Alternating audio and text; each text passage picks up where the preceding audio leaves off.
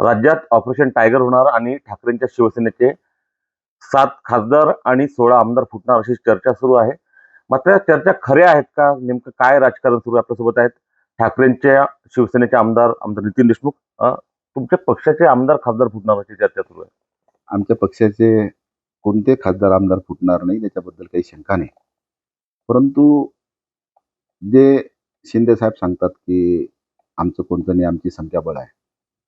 पण शिंदे साहेबांच्या पोटात वेगळं आणि होटात वेगळं असतं. प्रयत्न चालू असतात.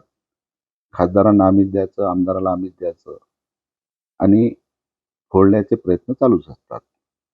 महानगरपालिकेमध्ये बी त्यांचा एक नगरसेवक निवडून आला, 4 नगरसेवकाला लालसापोटी आमिष देऊन पार्टीत घेतलं. आता बार्शी टाकळीचे काही मुस्लिम नगरसेवक त्यांना सोबत घेतलं. त्यांचे प्रयत्न चालूच असतात, पण त्यांच्या प्रयत्नाला यश येणार नाही आणि शिवसेनेचा एकही खासदार फुटणार नाही. कारण फुटण्याचा प्रश्नच उद्भवत नाही. ज्यावेळी सुरुवातीला काही आमदार फुटले, खासदार फुटले, त्यांनी सांगितलं होतं की की बा आम्ही भाजपच्या मोदीजीचा फोटो लावून आम्ही निवडून आलो, आम्ही युतीत निवडून आलो म्हणून आम्ही फुटलो. आता कोणत्या मोदीजींचा फोटो लावून आमचे 9 खासदार निवडून आले? काही शिंदे साहेबांचा फोटो लावून निवडून आले, काही मोदीजीचा फोटो लावून निवडून आले. उद्धव साहेबांच्या बॅनर खाली, महाविकास आघाडीच्या बॅनर खाली 9 खासदार ह्या महाराष्ट्रात निवडून आले. हे खासदार शिवसेनेच्या शिंदे गटाच्या विरोधात निवडून आले.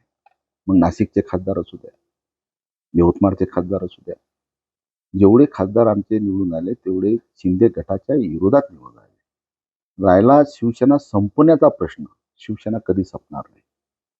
तुम्ही बघा, जेव्हा शिवसेनेमध्ये फूट झाली होती तेव्हा शिंदे साहेबांसोबत 13 खासदार गेले होते.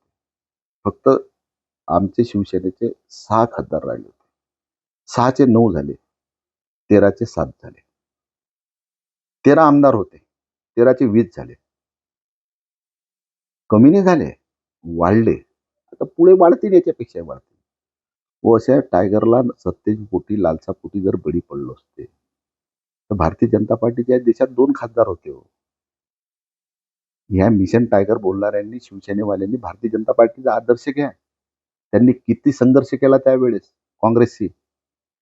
मग काँग्रेसला बळी पडले असते तर आज भारतीय जनता पार्टीचे एवढे खासदार झाले नसते. काळ वेळ बदलत असते, वेळ काळाचे संघर्ष करा लागत असते. म्हणून उद्धव साहेब संपले, शिवसेना संपली, संपू नाही शकत. भाजपचे 2 खासदाराचे एवढे खासदार झाले. म्हणून मिशन टायगरचा प्रश्नच नाही. त्यांचे प्रयत्न चालू आहे, पण शिवसेनेचा एकही खासदार फुटणार नाही.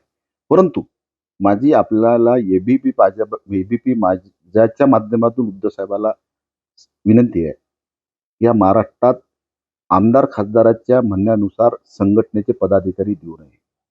उद्या भविष्यात एखादा आमदार पक्ष सोडून गेला तर त्यात तिथले पदाधिकारी त्या पक्षासंघ गेले नाही पाहिजे. म्हणून आमदार खासदार सांगतील ते पदाधिकारी नेमण्यात येऊ नये. कारण की संघटना वेगळी आणि लोकप्रतिनिधी वेगळा हा भाग पक्षात असला पाहिजे. काय होऊ राहिलं, आमदाराच्या सांगण्यावरून, खासदाराच्या सांगण्यावरून तिथले पदाधिकारी नेमायचे आणि ते पदाधिकारी मग आमदार खासदार केले की पदाधिकारी त्याच्यासोबत चालले जायचे. म्हणून लोकप्रतिनिधी भाग वेगळा ठेवायचा आणि संघटना वेगळी ठेवायची. ही मी तशी साहेबांची चर्चा करीन. ज्या दिवशी संघटना याच्या पाठीशी राहणार नाही तेव्हा कोणता खासदार आमदार फुटणार नाही. उद्धव साहेब भोळे भाळे आहेत, प्रामाणिक आहेत. नितीननं सांगितलं का जिल्हा प्रमुख द्यायचा, देऊन टाका जिल्हा प्रमुख. तो पण उद्या तो नितीन गेला तर जिल्हा प्रमुख त्याच्यासोबत गेला, असं होता कामा नये. म्हणून संघटना भाग वेगळी आणि लोकप्रतिनिधी भाग वेगळा. म्हणून खासदार आमदाराच्या मतल्याने ह्या महाराष्ट्रात जिल्हा प्रमुख पदाधिकारी नेमू नये. मी असं काही आमदार खासदारांच्या विरोधात नाही बोलू राहिलो. मी बी एक आमदार आहे. मी बी कदाचित सांगेल साहेबांना ह्या ठिकाणी हे पदाधिकारी द्यायला नाही पाहिजे. कारण की संघटना भाग वेगळा. मी आमदार आहे, माझा मतदारसंघ सांभाळायचा ना. मी माझा मतदारसंघ सांभाळायचा. खासदार असतील, खासदारांनी खासदाराचा मतदारसंघ सांभाळायचा. आणि कोणत्या खासदार आमदाराला कोणते लोक पदाधिकारी विरोध नसतात करत. परंतु एखाद्या खासदार आमदारांना पक्षासंघ घात केला तर त्याच्या संघ पदाधिकारी गेले नाही पाहिजे. पदाधिकारी गेले नाही तर त्या लोकप्रतिनिधीची हिंमत वाढणार नाही फुटायची. खासदार झालं, 16 आमदार आहे तुमचे पक्षातून बाहेर पडणार अशी चर्चा आहे. तुमच्याशी कोणी संपर्क केला का, किंवा अशी नेमका कोणाकडून प्रयत्न सुरू आहेत? नाही, माझ्याशी तर कोणी संपर्क केला नाही. आणि काही 16 नाही, काही 13 नाही, काही 6 नाही. एकही आमदार खासदार फुटणार नाही. हो, आता कसे काय फुटतील? फुटणाऱ्याला लाज वाटायला पाहिजे. मशालवर निवडून आले. काही शिंदे साहेबाचा आणि भारतीय जनता पार्टीच्या नेत्याचा फोटो लावून निवडून नाही आले. मशालवर निवडून आले. राहिला विकासाचा प्रश्न. विकासाच्या प्रश्नावर फुटण्याचं कारणच प्रश्न निर्माण नाही होत. कारण की ह्या देशात लोकसभेचे खासदार किती आणि आपण लढू किती राहिलो. मला वाटतं जवळपास काही 20-22 खासदार आम्ही या महाराष्ट्रामध्ये निवडणूक लढलो. मग जे खासदार आमचे निवडणुकीला उभे होते त्यांना माहित होतं 22 तर खासदार आपण लढू राहिलो. सत्तेचा प्रश्नच येत नाही. मग आज खासदाराचा विकासाच्या नावाखाली आम्ही फुटतो असं म्हणण्याचा प्रश्नच येत नाही, असे आमचे खासदार म्हणत नाही. ही मीडियाच्या माध्यमातून अफवा आहे की खासदारांचे कामं नाही होऊ राहिले, खासदारांचे विकास करा लागतात. मग कामासाठी खासदार लोक चालले. कामासाठी कसे जातील? खासदारांना वाटलं त्यावेळेस, प्रत्येक खासदारांना याची कल्पना होती. जो कोणी खासदार होते, जो कोणी आमदार होते त्यांना पूर्ण राजकारण समजते. शिवसेना 22 लोकसभेच्या सीटा ह्या महाराष्ट्रात लढू राहिले आणि 22च्या भरोश्यावर केंद्रामध्ये सत्तेत सत्ता येऊ शकत नाही. ही तर प्रत्येक उमेदवारी लढणाऱ्याला कल्पना होती. जो कोणी फुटणारा आमच्या याच्यात कोणी नाही, जो कोणी फुटणारा सांगत असेल की मी विकासासाठी चाललो, तर तेव्हाच त्यांनी त्या भारतीय जनता पार्टीसोबत उभं राहायला पाहिजे होतं. विकासासाठी भारतीय जनता पार्टीने तिकीट नाही दिलं नसेल म्हणून दुसऱ्या इकडे गेले असते. म्हणून हा प्रश्न विकासाच्या नावाखाली फुटणाऱ्याची जी अफवा आहे हे फक्त माध्यमामध्ये आहे, आमदारामध्ये नाही, खासदारामध्ये नाही. एक प्रश्न विचारतो. तुमचे 2 मित्र आहेत तिकडल्या शिवसेनेतले, शिंदेच्या शिवसेनेतले, संजय गायकवाड आणि संतोष बांगर. ते तिकडे गेल्यानंतर त्यांना खूप मोठ्या प्रमाणात निधी मिळाला. तुम्हाला निधी मिळू दिला जात नाही, तुम्हाला निधी दिला जात नाही. कधी याची खंत वाटते की आपण गुवाहाटीहून परत यायला नको होतं? नाही, मला स्वाभिमान वाटते. मला सांगतो, आजही मी कुठे जात होतो स्वाभिमानाने.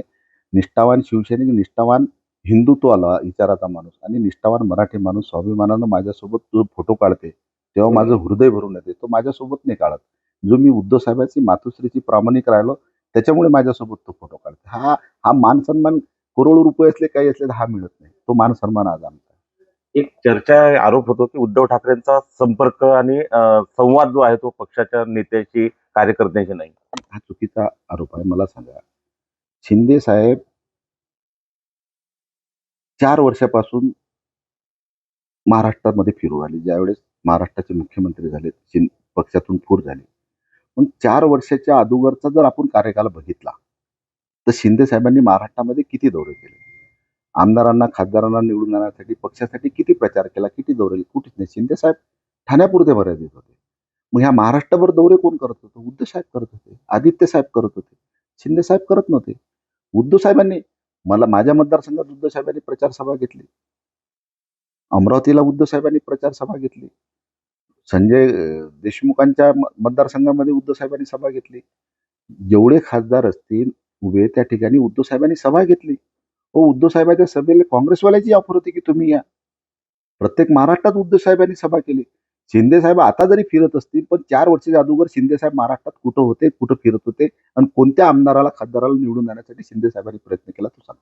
29ला एकनाथ शिंदेचा काय होईल? मग मला सांगा, ज्या दिवशी तुम्हाला एक सांगतो, या महाराष्ट्रातला प्रत्येक शिवसेनेच्या डोळ्यातून केव्हा आसू निर्माण होईल, आसू येईल, मग तो शिंदे साहेबाचा शिवसैनिक असू द्या का तो उद्धव साहेबाचा शिवसैनिक असू द्या. ज्या दिवशी सुप्रीम कोर्टाचा निकाल लागेल, आता देव असं कधी करू नये की चिन्ह घोटं ते चिन्ह आम्हाला परत मिळालं पाहिजे. ज्या दिवशी बाळासाहेबांच्या धनुष्यबाण सुप्रीम कोर्टातून गोठवल्या जाईल त्या दिवशी प्रत्येक शिवसैनिकाच्या, मराठी माणसाच्या डोळ्यातून, हृदयातून पाणी आल्याशिवाय राहणार नाही.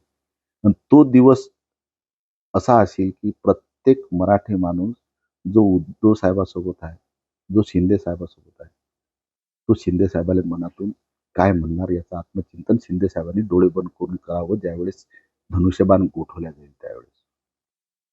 महाराष्ट्रात उद्धव ठाकरेंचा, बाळासाहेब ठाकरेंचा शिवसैनिक म्हणून जो मान सन्मान मिळतो तो कोणत्याही पैशापेक्षा फार मोठा आहे आणि गुवाहाटीहून परत आल्याची आपल्याला आयुष्यात कधीच खंत नसेल.